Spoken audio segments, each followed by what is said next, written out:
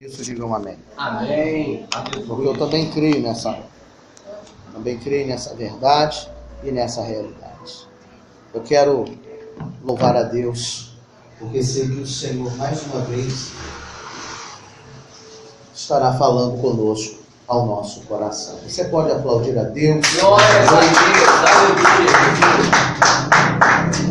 Deus. Amados irmãos, nessa noite eu gostaria de dar continuidade a esta palavra que tem falado aos nossos corações e tem como tema: quem sou eu? Quem sou eu?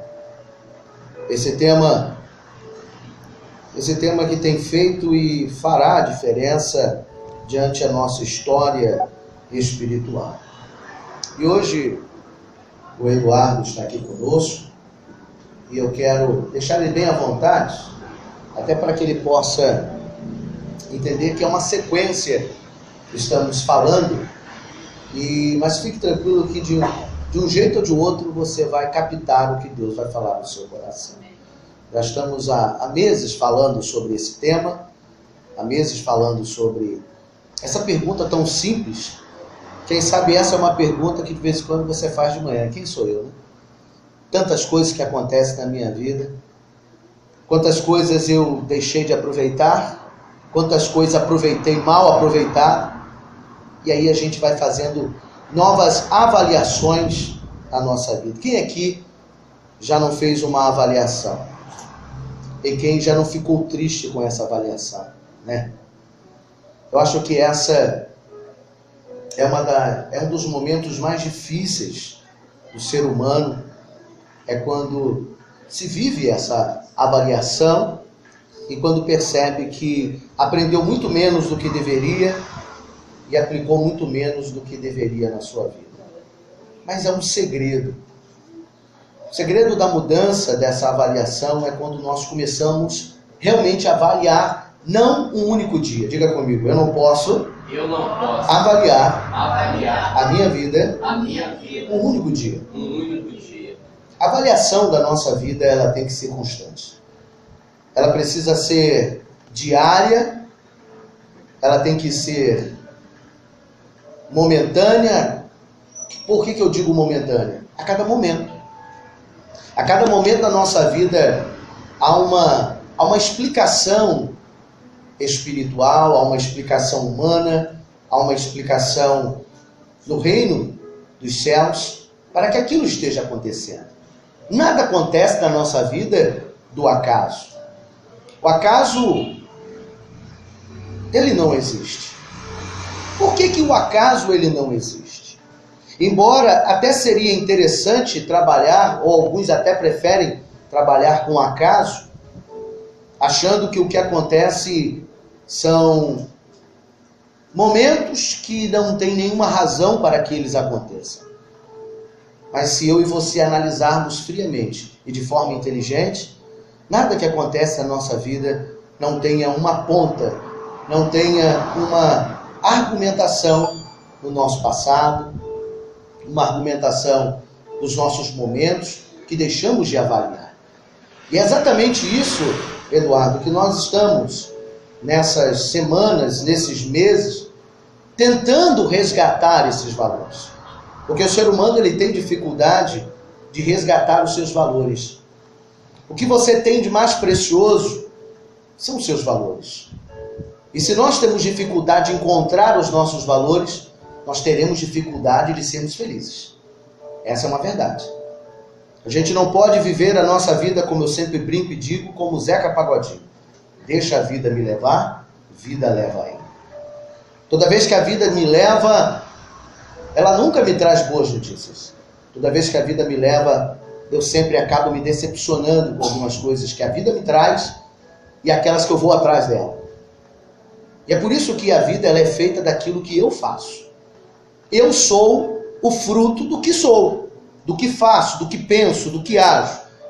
E é isso que nós temos aprendido. Ninguém pode viver a vida como se ela não tivesse consequências.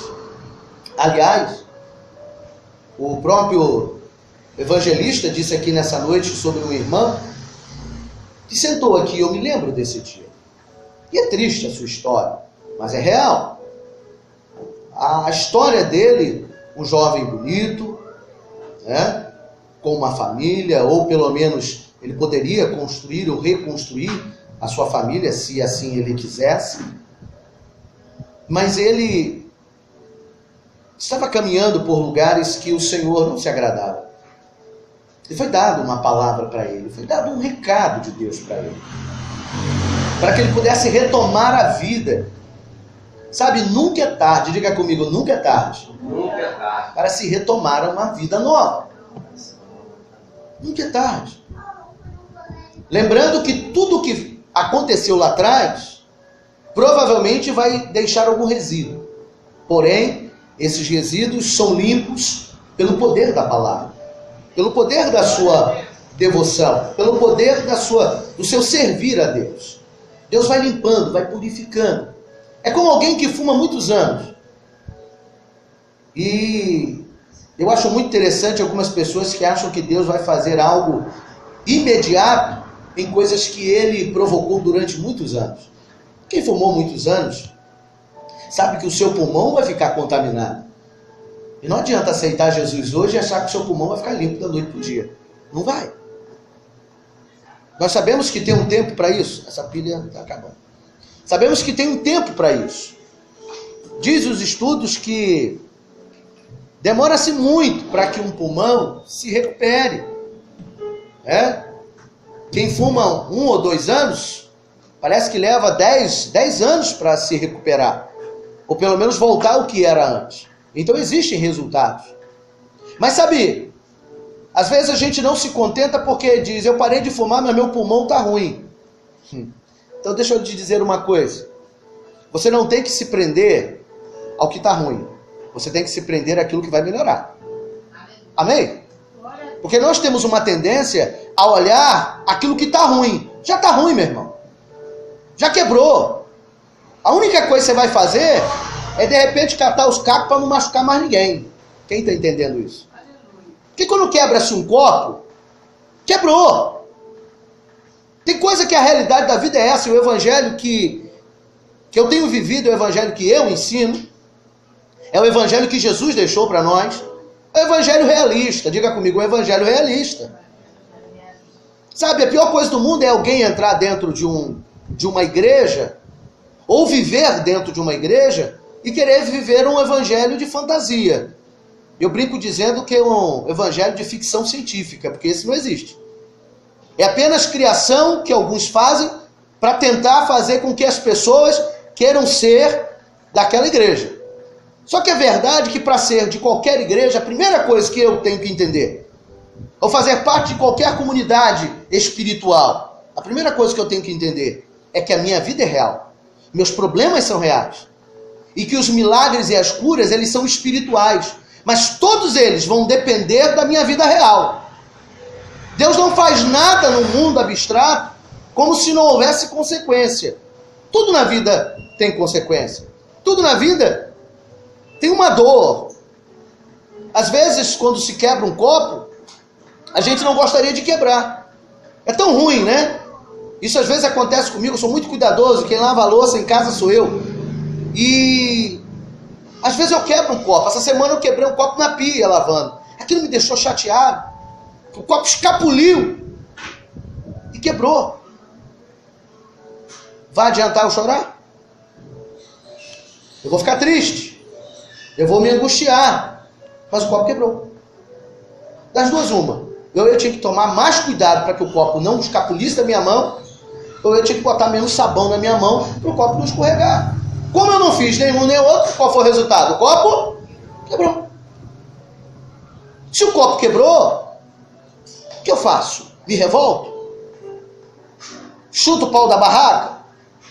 Fico revoltado porque o sabão era muito bom? Às vezes a gente é assim, né? Esse sabão é muito bom. Fez eu quebrar o copo. Que escorregou. Esse sabão, ele faz muita espuma. E a gente fica revoltado com o sabão. Claro que eu estou usando uma linguagem de figura. O sabão é muito bom. Então eu fico revoltado com o sabão. A pia é muito pequena. Fico revoltado com a pia. Porque o problema é a pia. Eu fico revoltado com tudo. Só que eu esqueço que no meio dessa revolta, eu sou o grande culpado, né? E eu tenho que ser realista. E o que mais Deus ama é o pecador. Sabe por quê? Porque o pecador, olha que coisa linda. Deus ama o pecador, ele só não ama o pecado. Mas sabe por que Deus ama o pecador? Porque toda vez que ele olha para um pecador, ele está olhando para alguém que está olhando para si mesmo. Porque na verdade Deus está falando para a humanidade. Mas quando ele ama o pecador, é porque esse pecador vem até ele. Esse pecador reconhece o seu pecado, reconhece a sua vida. E quando ele reconhece, Deus diz o que para mim e para você? Eu te amo. Tu para mim é especial. E por que ele ama o pecador? É porque há uma análise, há uma reflexão. E a maior alegria de Deus na minha e na sua vida é quando ele vê em nós reflexão. Na verdade, ele até não gostaria, mas ele sabe que isto faz parte da nossa natureza. Ele não vai olhar para nós e vai encontrar em nós anjos. Ele não vai encontrar em nós homens e mulheres sem pecado. O que ele vai encontrar são homens e mulheres pecadores convictos de que têm pecados, mas que não querem viver debaixo do pecado. Quem está entendendo isso? Essa é uma realidade. Mas essa realidade ela é mais forte, não é porque eu me chamo pecador, é porque eu me chamo alguém consciente em quem eu sou. Então por isso a pergunta, quem sou eu? O que eu tenho sido? O que eu quero ser? O que eu posso ser? Porque Deus ele não está preocupado com o seu passado. Só se o seu passado continua sendo presente e a arma para o seu futuro. Esse é o problema. O problema é que tem gente que no seu passado ainda é o presente. E o seu presente ainda é a história do futuro. E aí mora o perigo. Só que se todos os dias entendermos que a nossa vida precisa ser pautada em avaliação, meditação, aí o Senhor ele se revela a nós e todos os dias ele faz a gente descobrir o que nós precisamos para mudar. A gente só precisa isso. A gente só precisa pedir a Deus, Deus, revela a mim aonde eu preciso mudar, aonde eu preciso melhorar. E sabe qual é a melhor revelação? É através da palavra. Não apenas porque você está numa igreja, porque a palavra, ela na verdade, ela norteia, ou seja, ela dá direção. E na vida, o que falta na vida de um homem quando ele erra? O que falta na vida de um homem quando ele erra? Direção. Porque todo mundo que errou, faltou o quê? Direção. Eu duvido que alguém aqui gostaria de quebrar um copo. Ninguém gostaria de quebrar um copo. Mas se quebrou, o conselho que eu te dou é o seguinte: cata os cacos, se não tiver jeito de consertar, joga fora e constrói algo novo. Porque é assim que Deus faz com a gente. Ele constrói um vaso novo. Ele não fica remendando os cacos, ele faz algo novo. Ele constrói algo novo. E Deus tem algo novo. Deus tem algo novo para nós. Agora, eu e você precisamos entender como isso funciona. Como nós vamos conquistar esse algo novo? É quando a gente entender quem nós precisamos ser diante dele. E essa é a pergunta. Quem sou eu? E eu já tenho dito que existem várias pessoas dentro de uma única igreja. E como hoje nós temos pessoas especiais aqui, é evidente que eu vou voltar rapidamente, porque eu quero que tanto Eduardo quanto os outros, para recapitular aquilo que o Senhor está falando. Sabe, Eduardo, é por isso que às vezes a gente entra dentro de uma igreja, ou em qualquer ambiente espiritual, e a gente vai encontrar defeitos, vai encontrar problemas. Mas existe uma explicação lógica para isso. A explicação lógica para isso é porque eu estou aqui. Diga comigo, o problema é porque eu estou aqui. Acabou. O problema não são as quatro paredes. O problema não é a placa que está ali fora. O problema sou eu. Então todo problema que eu vejo em algo, alguém, alguma coisa, sempre vai partir de mim. Eu sou responsável. Mas quando eu não sou responsável pelo problema, você continua sendo responsável. Sabe por quê? Porque quando eu não sou o problema, então eu passo a ser responsável para ajudar para que aquele problema deixe de existir. É igual num relacionamento, né? Às vezes você não é o problema, mas você pode ser a causa para que aquele problema deixe de existir. No relacionamento, tem gente que é o problema, mas tem gente que tinha que ser a solução do problema. Na nossa vida é assim. Quando um é o problema, o outro tem que ser o quê? A solução. Mas sabe o que acontece? Quando o outro é o problema, você lava as mãos e diz, agora se vira. Né? O problema é seu, não é meu. Mas a vida não funciona assim. A vida acrescenta quando eu acrescento. Diga comigo, a vida acrescenta. A vida acrescenta. Quando eu acrescento. Quando eu acrescento. Como é que você quer que a vida lhe acrescente coisas se você não acrescenta coisas à sua própria vida? A Bíblia, ela nos leva a viver uma vida de excelência. Não é uma vida dentro da igreja. Aliás, eu passo muito menos tempo dentro da igreja, Eduardo. Aí tem alguns que dizem, você só vive na igreja. Quem dera que eu vivesse só na igreja. Eu vivo muito menos tempo dentro da igreja do que eu gostaria. Porque não dá para viver o tempo todo dentro de uma igreja. Porque se eu vivesse o tempo todo aqui, eu te garanto que pelo menos eu erraria menos. Porque aqui dentro eu erro menos. Nem que seja forçado. Porque você está sentado, você é obrigado a me ouvir. Você já está errando menos, amém? Amém. É verdade, ué. Às vezes você não entende por que algumas coisas acontecem. Acontece porque você está longe do lugar que te ensina a não errar. Quanto mais perto estivermos do lugar ou de pessoas que me ajudem a não errar, é o melhor negócio da minha vida. É por isso que a gente tem que procurar pessoas que sejam, no mínimo, saudáveis. Com a alma saudável. E o problema é encontrar essa alma. Nós estamos chegando lá.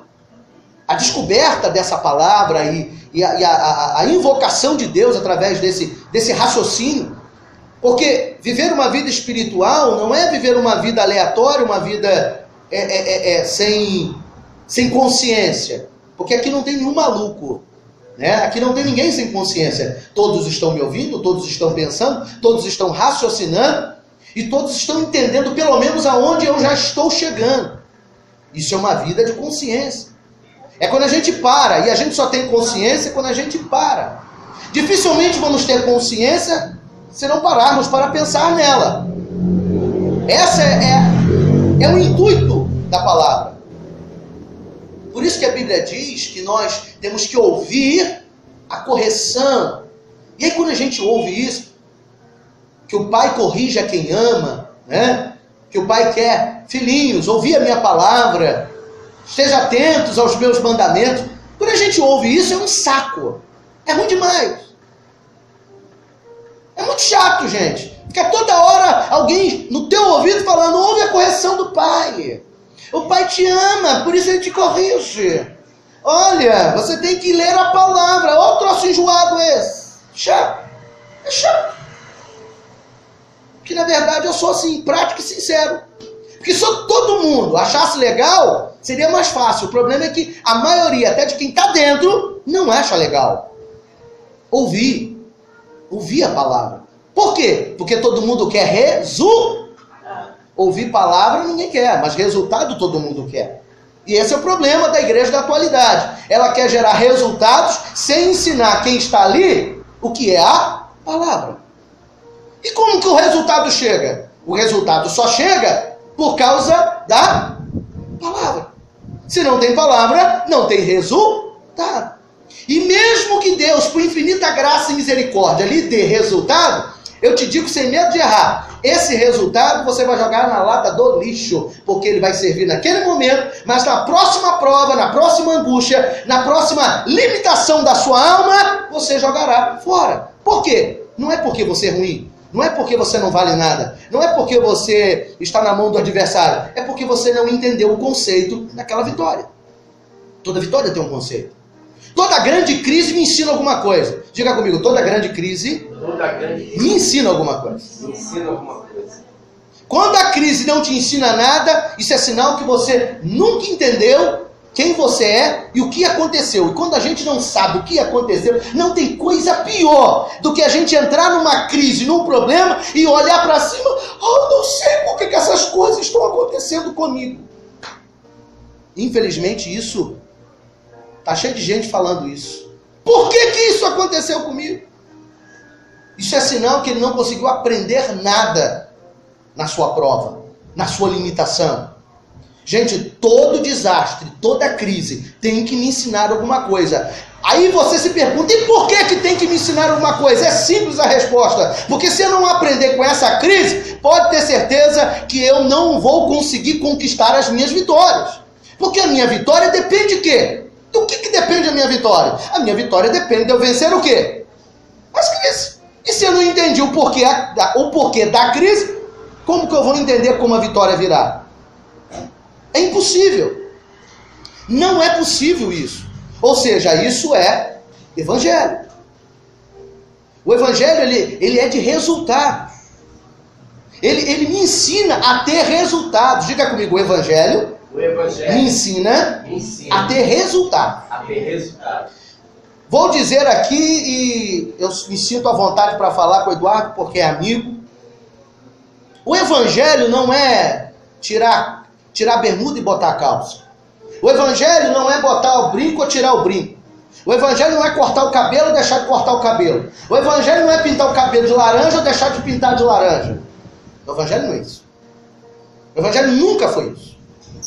Quando a gente vê isso na palavra, nós estamos falando de algo social. Ou seja, cada povo vive os seus momentos determinados e naquele povo se vive assim. Você vai para a Arábia, você vai ver as mulheres se vestindo daquele jeito. Como?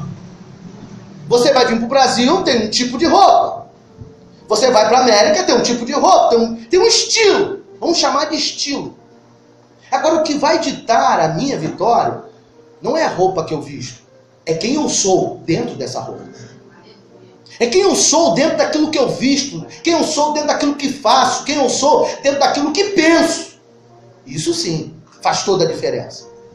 O que vai ditar a minha nova vida é uma vida nova.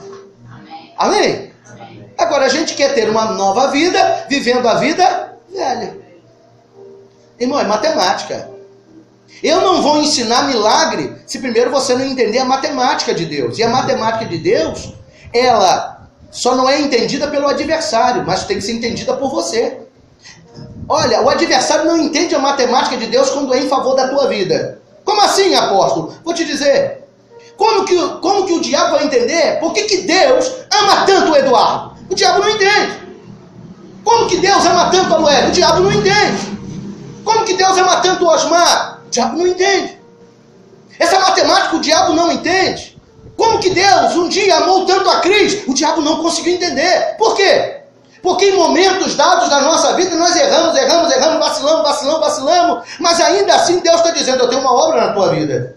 Eu tenho algo diferente para fazer com você. E o diabo está dizendo, eu não estou entendendo. Faz tudo de errado e Deus ainda está dizendo que tem algo grande para fazer na vida dele ou na vida dela.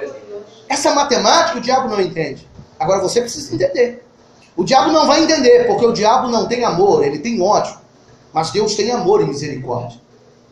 E quando nós falamos disso, nós vamos entender que a minha matemática de entender com Deus é a seguinte: se eu amar a Deus acima de todas as coisas, aí a minha vida muda. E amar a Deus acima de todas as coisas é entender o que Ele fala comigo. Não é difícil amar a Deus. Amar a Deus é apenas tentar entendê-lo todos os dias na minha vida. É tentar vivê-lo um pouco a cada dia nas minhas decepções, nas minhas angústias e dos meus dias. E por isso que essa pergunta vem despertando em nós a curiosidade de sermos aquilo que precisamos ser. Na verdade, você não precisa ser o que você quer ser. Você precisa ser o que você precisa ser. Porque eu queria ser rico. Amém? Amém. Mas não vai, eu acho que não vai dar. Muita coisa a gente quer. Mas na verdade não são todas as coisas que eu quero que vão funcionar. Mas aquilo que eu preciso ser, isso sim vai funcionar. Eu preciso ser rico? Não. Eu preciso ser de Deus. Eu preciso amar a Deus. Eu preciso amar a minha vida. Eu preciso amar quem eu sou. E se você não se amar, não tem vitória que faça você sorrir. Gente, quantas pessoas têm dinheiro, mas não são felizes? Isso aqui não é palavra hipócrita, é real. Quantas pessoas têm tudo para dar certo e dão certo, mas não são felizes com o que têm ou o que fazem. Por quê? Porque não se amam, não se veem como alguém especial. E isso não tem nada a ver com o estado que você está hoje.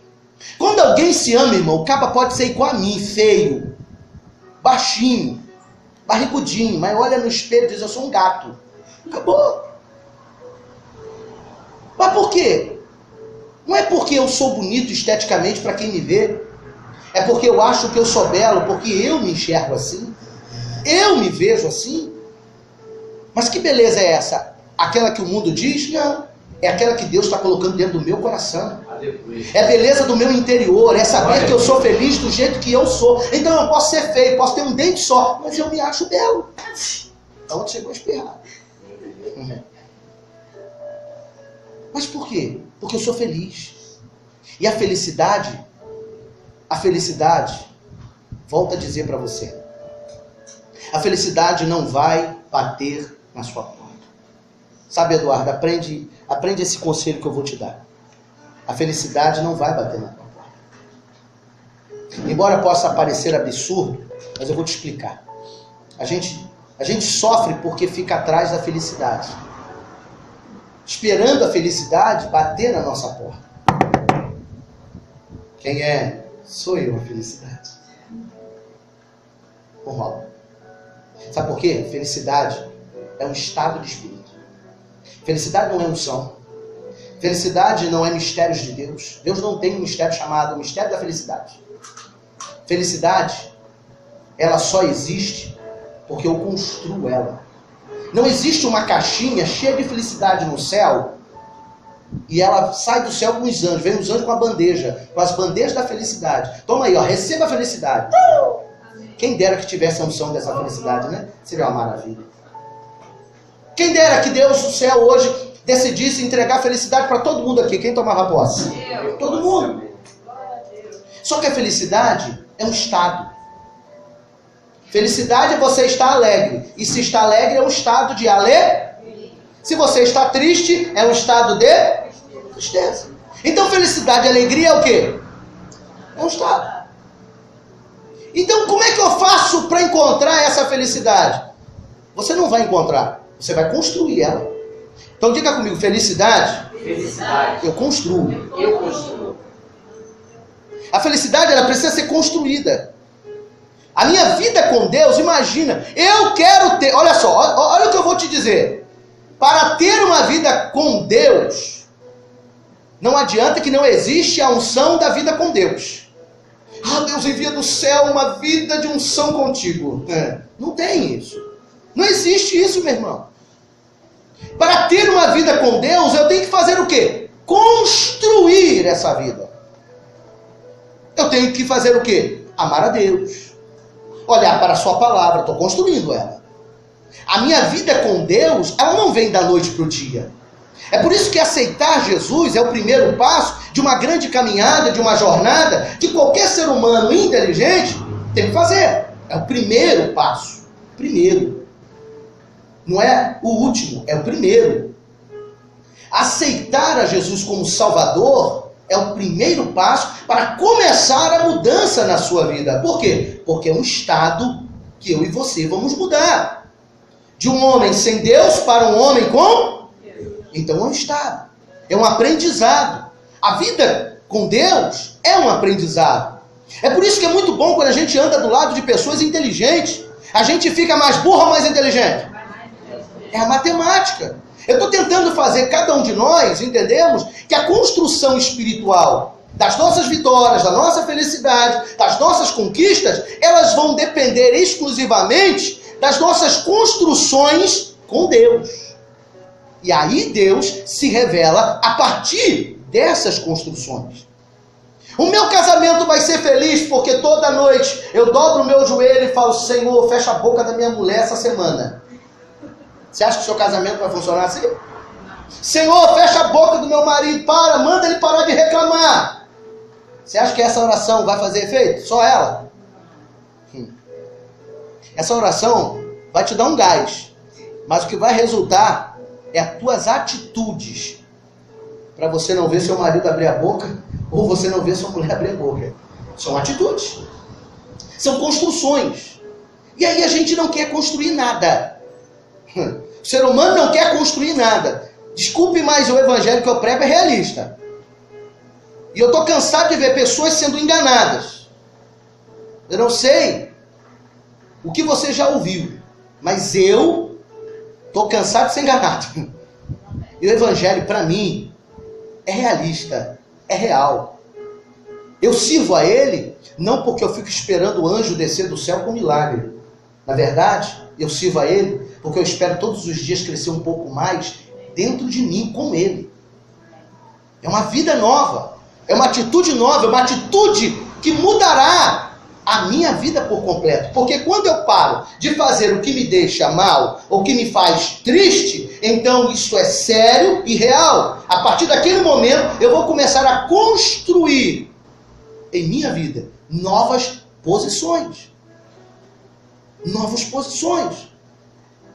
E faz até lembrar a última conversa que eu tive com o Eduardo, né, Eduardo? E você teve uma análise. Lembra que você falou comigo ali? Poxa, quantas coisas. É mais ou menos isso. Me fez lembrar agora. Ainda bem que você conseguiu ver. O problema é que tem muita gente que vê a casa cair e não consegue enxergar nem para que lado ela caiu.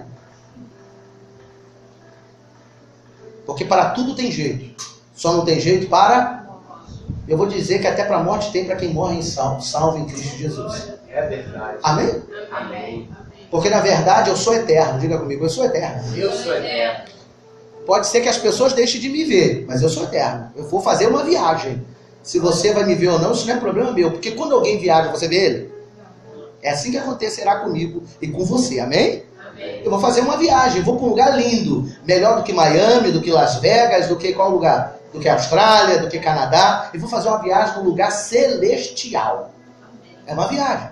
Se você quiser encontrar comigo, pega o mesmo barco, o mesmo navio, o mesmo avião, ou sobe na asa do anjo e me acompanha.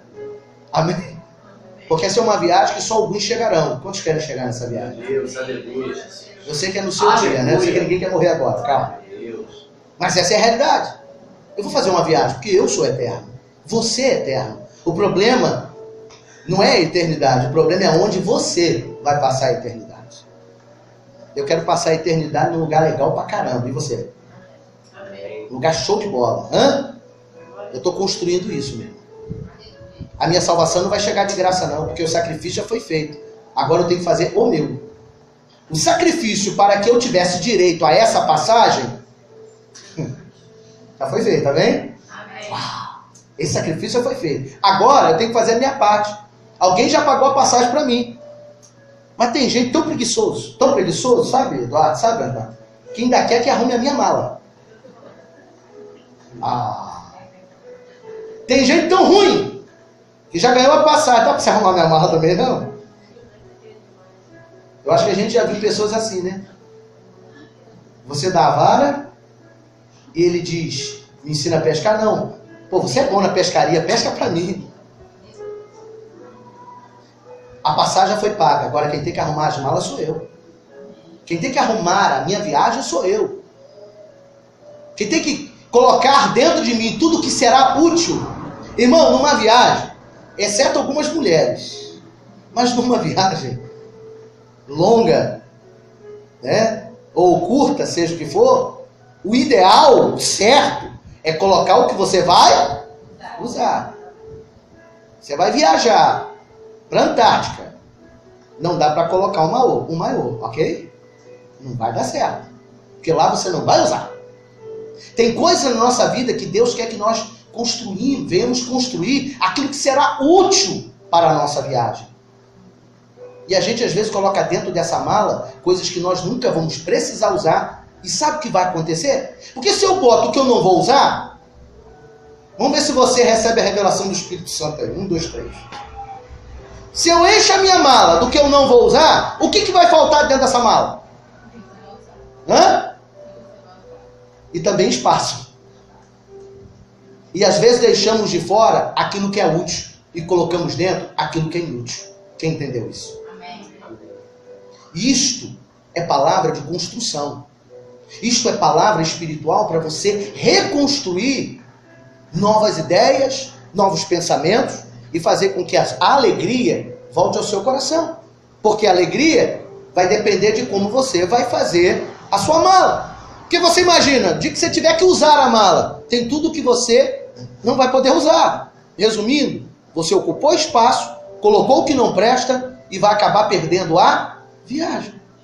A viagem não vai ser agradável. E quantas pessoas querem ir para um lugar legal, mas constroem nas suas malas peso desnecessário. Diga comigo, eu preciso tirar da minha mala pesos desnecessários.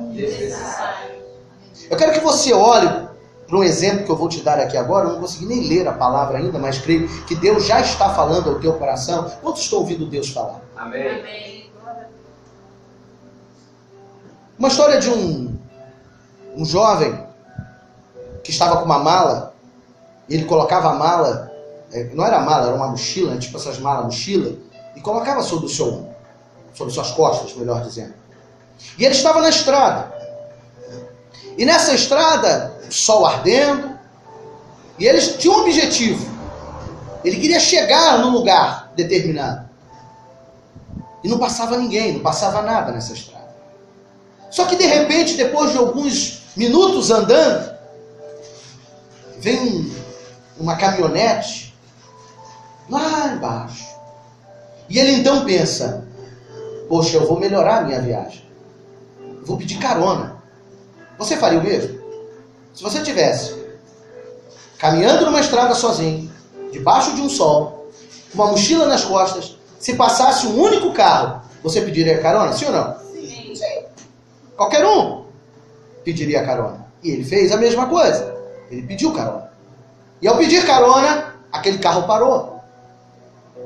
E aquele motorista disse para ele, sobe aí na caçamba. Onde você vai? Eu vou para um lugar assim, assim. Eu te levo, te deixo perto. E ele sobe na caçamba. E o cara vai. E o motorista deixa ele perto. Só que o motorista está observando muito ele pelo retrovisor da caminhonete.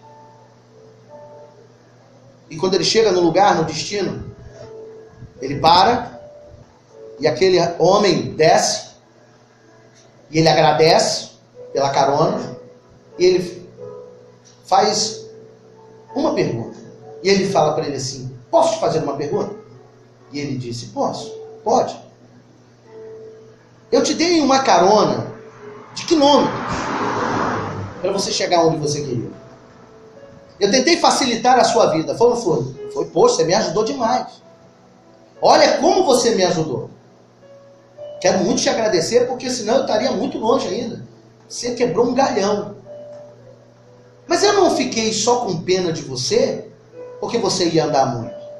O que me fez parar para te dar carona foi porque quando eu olhei para você, eu não vi só você.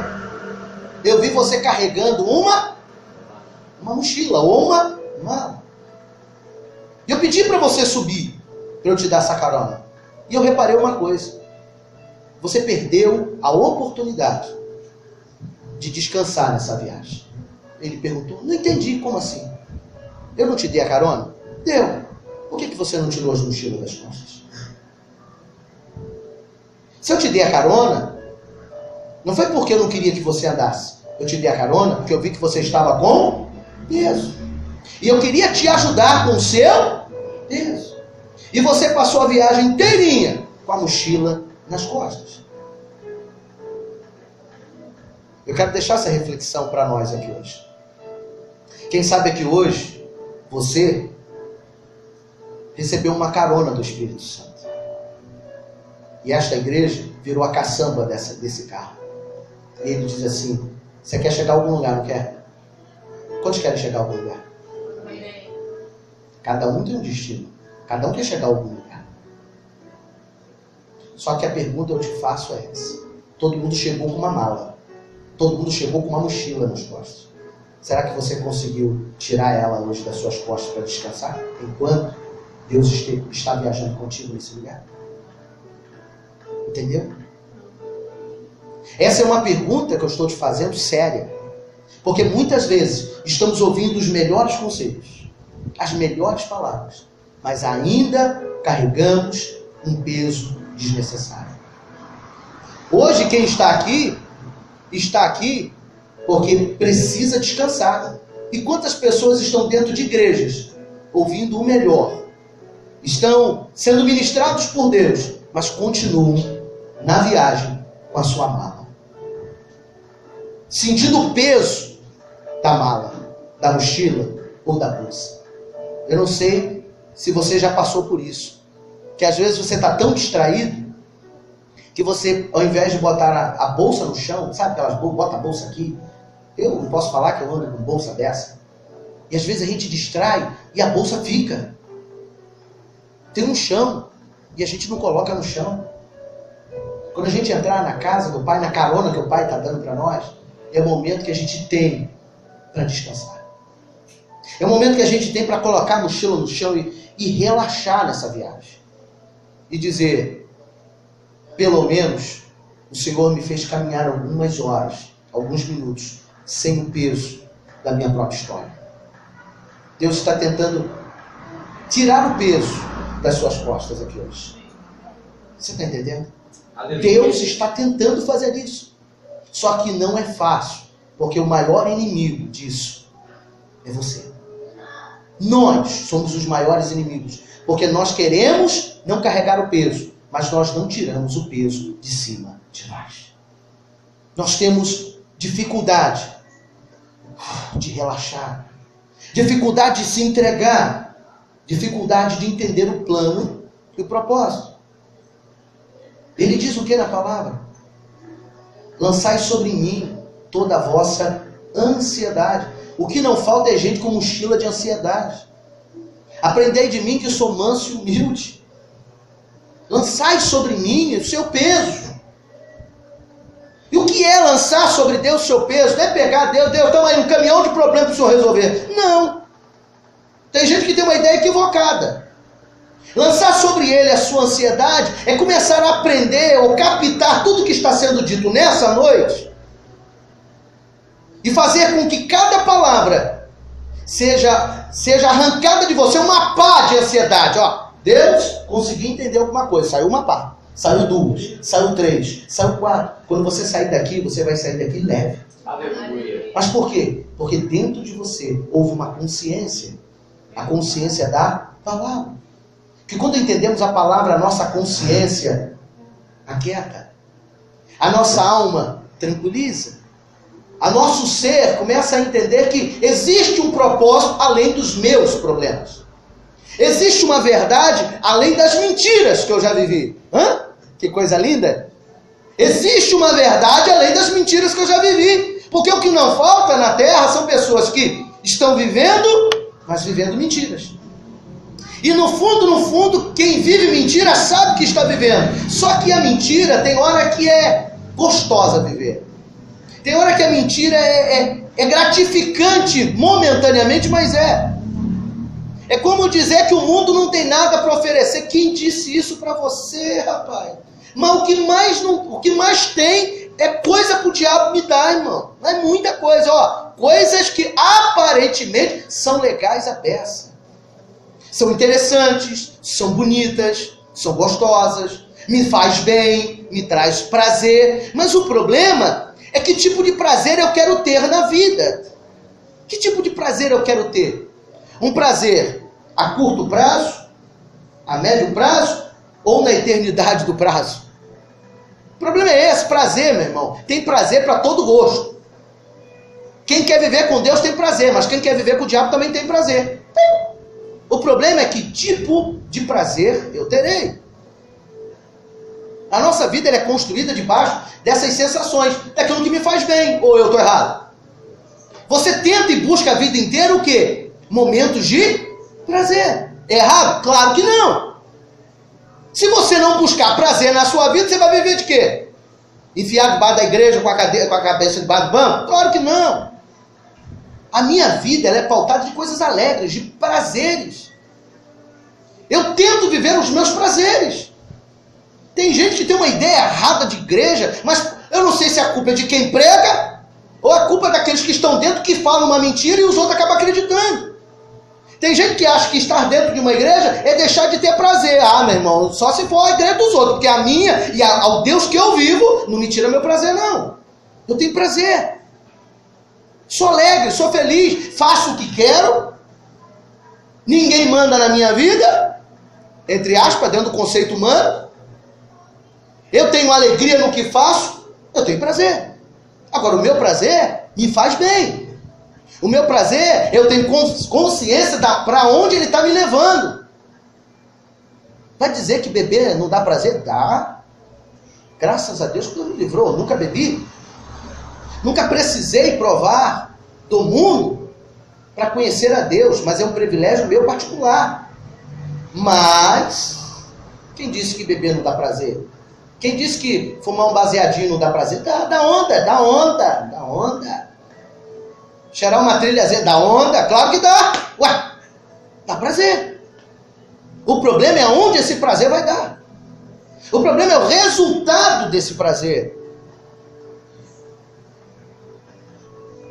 Ter uma vida fora da realidade social também dá prazer? Dá. E aí você pode pensar o que você quiser. Eu abri um leque para você pensar, para mim não ser tão taxativo. Viver uma vida fora do conceito, que eu sei que é conceito, porque eu acho legal demais. O cara não precisa nem ser da igreja. Se você perguntar para ele e botar as alternativas, se é certo ou errado, ele vai marcar tudo que é certo e tudo que é errado. Sabe por quê? Porque cada um de nós temos consciência. Tem ou não tem, irmão? Tem. Então o problema não é a igreja. O problema não é deixar de estar ou estar na igreja. O problema é que o ser humano não quer viver o seu prazer com Deus. Ele quer viver o seu prazer com Ele. O problema é que o seu prazer pessoal só serve para ele até um dado momento. Agora, quem vive o seu prazer com a consciência de Deus, mesmo que ele não tenha prazer, Deus consola, conforta e alegra o seu coração. Eis a diferença. Mas por que Deus faz isso? Porque desce uma unção confortante? Não, é porque desce a consciência que eu tenho do que Deus é, e a partir daquele momento a minha vida tem um outro rumo, uma outra direção, e aí eu começo a entender o que aconteceu comigo hoje, porque foi resultado do que eu fiz ontem.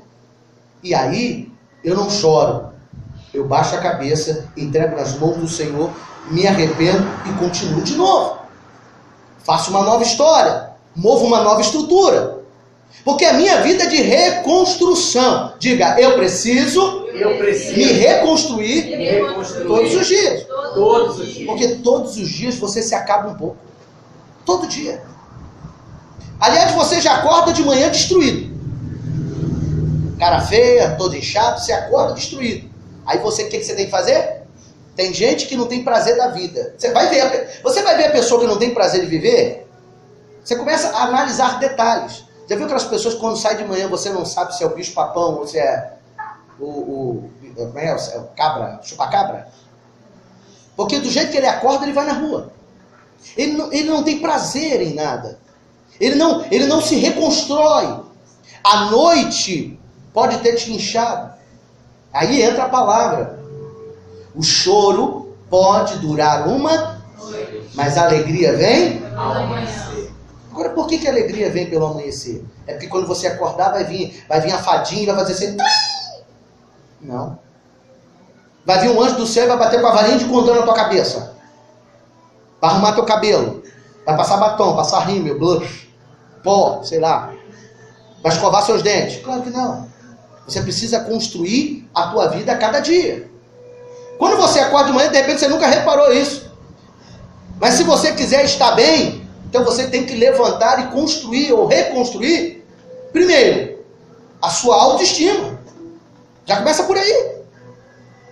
Porque todos os dias Deus está comigo. Por isso que a Bíblia diz que a palavra dele se renova a cada... Então amanheceu, a palavra dele tem que se renovar dentro de mim. E qual é a palavra que tem que se renovar? É o Salmo 91, é o Salmo 23? Não é isso, irmão. Quando a palavra diz que a palavra se renova todos os dias, ele está tentando dizer que a confiança que você tem no seu Deus vai te reconstruir e te renovar a cada dia. A sua noite pode ter sido difícil, a angústia daquele dia, e que gerou uma noite até de insônia, de dificuldade, mas de manhã é dia de novo, é dia de algo novo. Não dá para acordar com a mesma cara e ficar com ela até o outro dia. Eu preciso reconstruir ela. Eu não posso chorar a noite inteira e continuar chorando o dia inteiro. Eu preciso fazer alguma coisa para reconstruir o meu dia. Por quê? Porque se eu não fizer isso, isto aqui, meu irmão, é para você fazer. Se você não fizer, a tristeza vai ser a única companhia que você terá durante toda a sua vida. Se você não decidir construir, pode ficar certo que o diabo veio para matar, roubar e... Então, a matemática é essa. Ou você reconstrói e o diabo, se você não fizer isso, o diabo destrói. Você já está destruído. Você vai acabar deixando o adversário destruir ainda mais. É por isso que tem pessoas que vivem uma vida dizendo o seguinte: a minha vida é a mesma. Não muda nada. Dormi triste, acordei triste, tomei café triste, almocei triste, dormi triste de novo, e vai continuar fazendo tristeza atrás de tristeza, plantando e construindo o quê? Se você constrói tristeza, qual é o sentimento que vai ter na tua vida? E aí? Dá para orar, para repreender? Dá para fazer uma matemática diferente do que essa? Claro que não. Porque a minha vida é pautada naquilo que eu construo. Agora, não significa que construir a felicidade é fácil. Eu não disse isso. Eu disse que eu preciso construir ela. Eu preciso dar a volta por cima, sacudir a poeira. Amém? Amém. Eu preciso ter atitudes. Mesmo que essas atitudes não consertem o que eu de burro fiz lá atrás. Gente, tem coisa que não dá para consertar mais. Tem coisa que não dá. Eu ainda conto com a misericórdia de Deus. Eu creio que Deus pode trazer de volta aquilo que se foi. Eu creio que Deus pode recuperar, que Deus pode me alimentar e fazer com que tudo aquilo que um dia eu, infelizmente, perdi, seja recuperado. Pode? Pode. Agora a pergunta é, e se não puder? E se não acontecer? Eu vou chorar a vida inteira por aquilo que já não dá mais? Ou eu vou tentar reconstruir a minha vida para aquilo que eu ainda creio que dá para ser? A diferença é essa. Porque não dá para chorar o leite derramado. Imagina Davi chorando o leite derramado. Ele já tinha se lascado já. Ele já tinha se quebrado. Já tinha adulterado, já tinha matado, já tinha feito. O que ele fez? Dobrou o joelho dele e disse para Deus: Deus, não arranque de mim a alegria da salvação. O que ele fez? Ele reconstruiu. Ele sofreu? Sofreu. Mas ele reconstruiu. E ele até hoje é referência de alguém que lutou pela sua própria história. Aleluia. O que Deus quer através da palavra não é transformar ninguém em crente, mas em pessoas e seres humanos que lutem pela sua própria história do lado dele. E quem luta pela sua própria história do lado dele, morará do lado dele também. Viverá do lado dele também. É por isso a pergunta: quem sou eu? Quem tem sido eu no meio das minhas aflições? O mesmo? Então não vai mudar nada. É hora de lutar. É hora de se levantar e fazer a diferença. É hora de conquistar o que eu tenho certeza. Olha só o que eu vou falar. É hora de conquistar o que eu tenho certeza que eu não tenho capacidade de conquistar. Então agora eu não entendi nada. Vou te explicar. Porque a conquista não é aquilo que eu tenho. A conquista é o desejo que eu tenho de sempre querer algo além daquilo que eu mesmo possa fazer.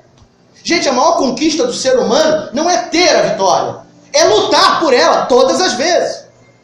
Às vezes a gente baseia nossas vitórias, ou melhor, as nossas conquistas, só naquilo que é resultado da vitória. Só que a minha maior conquista é não desistir. Conheça alguém que não desiste dos seus sonhos, se você vai entender o que eu estou te falando. Aliás, eu vou te dar exemplo para isso. Assista aí agora as Paralimpíadas. Só tem nego rebentado, sem braço, sem perna, sem olho, torto, manqueta, todo escangalhado. Só que quando eu olho para eles, eu sou fã dessa rapaziada. Eu choro quando vejo eles nadar sem braço, irmão. Você morre afogado com 2 braços e 2 pernas. Ele nada sem braço e sem perna. E eu pergunto para você, aonde está a conquista?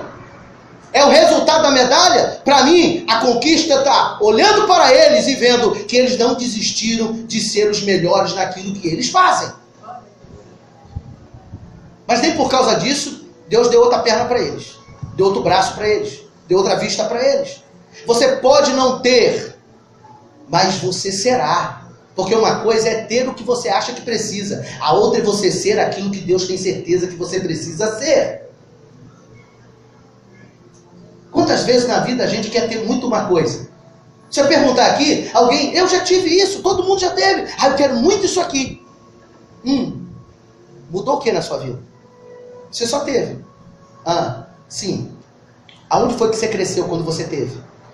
Não, você sabe que eu nem me lembro mais. Geralmente a gente não lembra. Geralmente aquilo que a gente muito quer, principalmente quando são coisas materiais, depois que a gente tem, passa-se o tempo, perde-se o sentido. Agora, o que nunca pode perder o sentido é a vontade de se superar. É quando você olha todos os dias para você e diz, me superei hoje. Eu avancei hoje. Cara, nem acredito. Eu consegui passar por isso aqui. Eu consegui vencer essa minha angústia. É quando você olha para todos os dias para você e você se vê alguém superador de você mesmo. É isso que Deus quer para nós e de nós. Porque quando a gente olha esses meninos na Paralimpíada, a gente vai ver pessoas que eles fazem coisas que eu não faço. Eu acho que se botar eu na piscina com um cara sem perna e sem braço, ele vai chegar primeiro do que eu. Se eu não morrer no meio da piscina afogado, tem que mergulhar, ele mergulhar para me salvar. E você acha que é difícil isso? Não é não. Às vezes você está sendo salvo por alguém que você olharia para ele e dizer, olha, eu esperei de todo mundo, mas de você isso eu não esperava. Sabe por quê? Porque a gente acha que é o que a gente acha que as pessoas são aquilo que eu vejo, mas as pessoas são aquilo que elas se veem. Como é que você se vê? Como você se vê? Como você se enxerga? Porque é isso que Deus está tentando te ensinar todos os dias. Tentando fazer de você mais do que vencedor. É isso que Deus está tentando fazer de mim e fazer de você. Essa mudança de história, mudança de vida. Quando nós olhamos para isso, vamos perceber que a nossa mudança depende de quando mudamos. Nós queremos mudar, mas não mudamos. Queremos fazer, mas não fazemos. Queremos ser, mas não somos. Construir. Construir. Quem sou eu? Alguém que vai aprender a construir no meio do nada. Aí entra o milagre.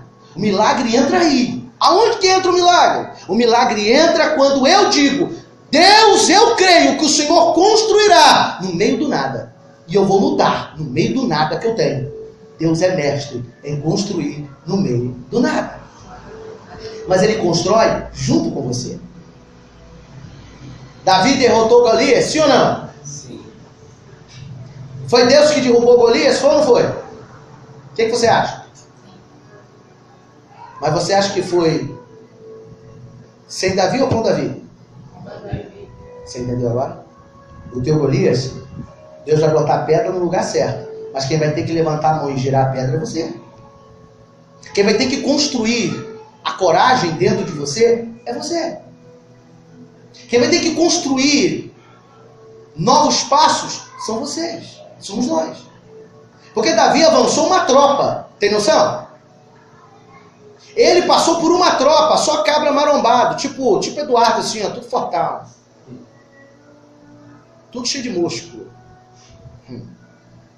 Os caras olhando para ele, baixinho, mirradinho. O que esse cabra vai fazer aí? Ele vai fazer o que muitos não fizeram. Ele teve coragem que outros não tiveram. Ele foi. E Deus foi com ele. Quer ser vencedor? Vai. E Deus vai com você. Eu preciso ir. Agora eu continuo lá atrás. Eu continuo pegando a carona na caminhonete. Com a mochila nas costas. Descansa um pouco. Relaxa. Você só vai botar as suas ideias no lugar se relaxar. E qual o melhor lugar para relaxar? Ouvindo Deus falar. Entendendo o que você precisa fazer. A minha mente tem que estar aberta. A minha alma precisa estar pronta para ouvir o que o Espírito diz a das igrejas. Amém? Provérbios 23. Abra aí a palavra. Verso 7 e verso 8. Vai dizer o seguinte. Provérbios 23, verso 7. Eu vou adiantar para não perder mais tempo. Porque, como ele pensa consigo mesmo, assim é. E ele te diz, come e bebe, mas o seu coração não está contigo. Verso 8. Vomitarás o bocado que comeste e perderá as tuas suaves palavras. O que esse provérbio tem a ver com o que eu estou falando aqui hoje? É simples. O verso 7 diz, porque como ele pensa consigo mesmo, assim ele é. Não adianta. Olha que coisa interessante. Não adianta comer, beber no campo figurado. Porque você é o que você pensa e não o que você come e o que você bebe. Mas o seu coração não está contigo. Ou seja, se você é forte, você tem que ser forte dentro. Ninguém vai ser forte porque comeu algo ou bebeu algo. Você é forte porque você é forte dentro. O que vai ditar o homem e a mulher forte que você é, não é o que você come e bebe, mas é o que você é por dentro.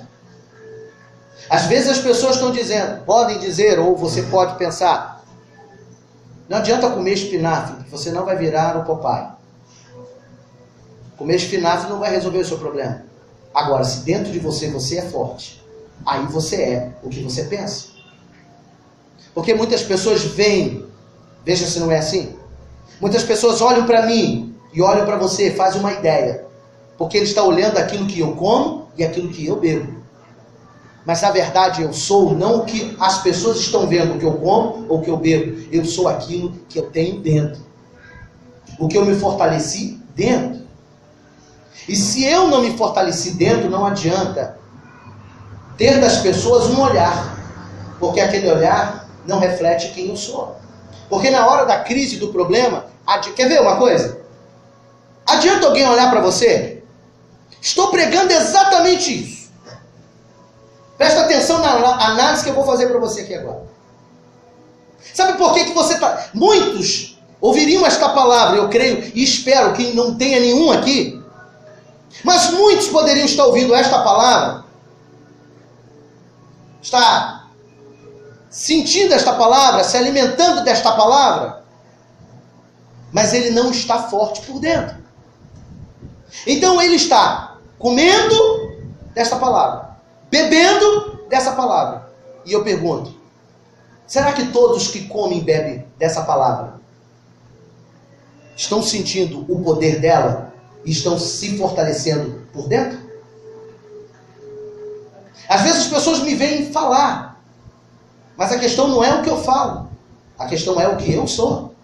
Porque o que eu estou comendo e o que eu estou bebendo pode até fazer você imaginar que eu sou forte.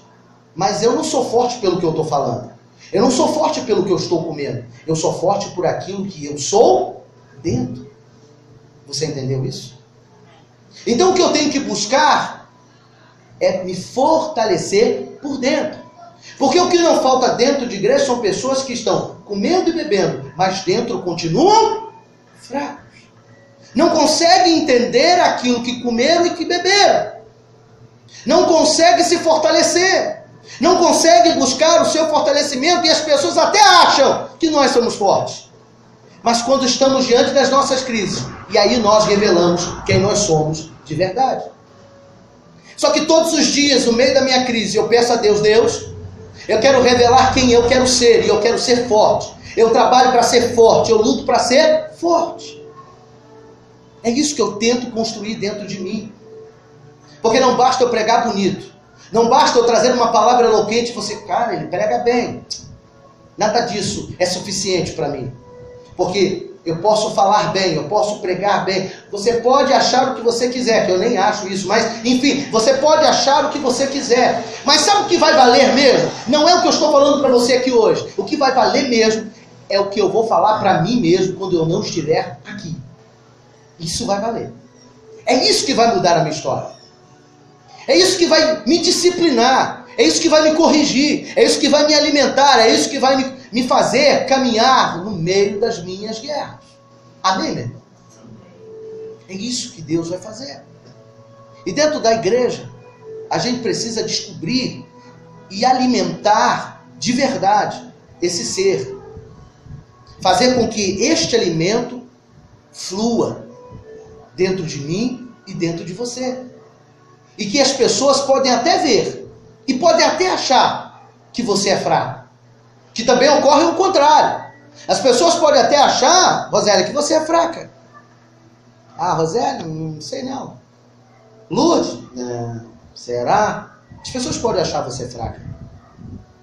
Mas quem dita quem é você. Mas por quê? Não é pelo que as pessoas veem de fora, é pelo que você enxerga dentro. Então é você que vai dizer quem você é. Não são as pessoas, mas o que você vê, o que você enxerga. E na nossa vida, a reconstrução é o melhor caminho para construirmos uma nova estrutura, para aguentarmos, suportarmos aquilo que nos faz sofrer. E o sofrimento não pode ser o meu fim. O sofrimento é o início de uma virada que eu vou dar no nome do Senhor Jesus. Quem é inteligente da virada não é na alegria. Quem é inteligente da virada é na dor. Quem é inteligente da virada é na tristeza. Quem é sábio dá uma reviravolta é na angústia. Os maiores e melhores empresários, eles não cresceram porque eles deram certo. Eles cresceram porque deram errado. Fale para qualquer empresário e pergunte a ele se ele sempre deu certo. Pergunta se toda a história dele foi só de sucesso. Os grandes e maiores empresários são aqueles que deram errado, mas que não desistiram. Por quê? Porque as pessoas olharam o que estava por fora, mas ele conhecia o que estava dentro. Então o que faz a diferença é o que você está construindo dentro. Agora, se você passou a vida inteira sem construir nada dentro, é por isso que você muitas vezes pode se sentir vazio, fraco, sem força e sem atitude para mudar. Mas a palavra resgata valores. Um culto como o de hoje faz você mudar. Um culto como o de hoje faz você refletir. E este é apenas o primeiro passo. Você não vai mudar a tua vida aqui hoje, mas você vai dar uma nova direção para a tua vida a partir de hoje. Depende do que você entendeu dessa noite ao seu coração. Por isso, volto a te dizer, porque o que ele pensa consigo mesmo, assim ele é. O que você pensa consigo mesmo? Fracassado? Não consegue? Não vai dar certo? Tudo que você fez deu errado? Sim, pode ter dado errado. Também já deu na minha. Mas sabe o que eu penso comigo mesmo? É o que deu errado, deu errado. Só isso. Diga comigo, o que deu errado? Deu errado. Deu errado. Deu errado. Mas sabe o que a maioria das pessoas pensa? O que deu errado vai continuar dando errado. O que deu errado, já deu errado. Só vai continuar dando errado se eu continuar fazendo as mesmas. Entendeu a matemática? Se deu errado, o que você faz? Você faz igual ou muda? Você faz igual ou muda? E aí eu fico me perguntando, qual é o mistério de entender isso na vida? Se deu errado, você não vai fazer igual, você precisa fazer de... Ah, mas é tão difícil fazer diferente. Sabe por que é difícil? Porque você tem medo de sair da zona de conforto. Só que se já deu errado na zona que você estava, se você continuar nessa zona, vai continuar a zona. A zona do dar errado. Saia da zona de conforto. Se deu errado, você precisa mudar. Eu não sei como mudar. Aí é onde entra a voz de Deus, a visão de Deus, orientações espirituais, uma busca em Deus. Aí você vai buscar E eu te digo, porque a Bíblia diz: batei, batei, se procurar, então Deus não vai te desamparar. Agora, você precisa bater, você precisa procurar, você precisa clamar. Clamar-te a mim e deixarei você no vácuo. Não é isso que está na palavra? Ah, não é não? Não é isso não, gente? Eu estou errado? O que está escrito lá? Como é que é? Clamar-te a mim e... Ufa, graças a Deus. Imagina se está lá, te deixarei no vácuo. Agora, qual é a parte difícil de entender isso? A parte difícil é que somos preguiçosos. A parte difícil é que não queremos mudar. A parte difícil é que não queremos evoluir. A parte difícil é que não queremos reconhecer que erramos e que precisamos mudar as atitudes para que elas sejam renovadas com novos atos, para que uma vida seja mudada de novo. Quem entendeu isso, diga amém. Amém. A estratégia é simples. Agora, a luta é que é complicada. Só que a luta depende de quem luta. Diga comigo, a luta? A luta. Depende de quem luta. Depende de quem luta. Eu li algo e achei sensacional. E eu gosto sempre de repetir isso. E eu vou deixar esta palavra no teu coração. A vida só é dura para quem é bom. A vida só é dura para quem é bom. Porque quem é duro com a vida vai ter que encarar você de frente. E a Bíblia diz: resistir o diabo e ele fugirá de vós. E acabou. Aleluia. Amém. Bendizemos e exaltamos ao nome do nosso Senhor. Amém? Vale a pena servir a Deus? Vale? Vale, Dom? Vale, meu irmão? Vale, meu cabelo?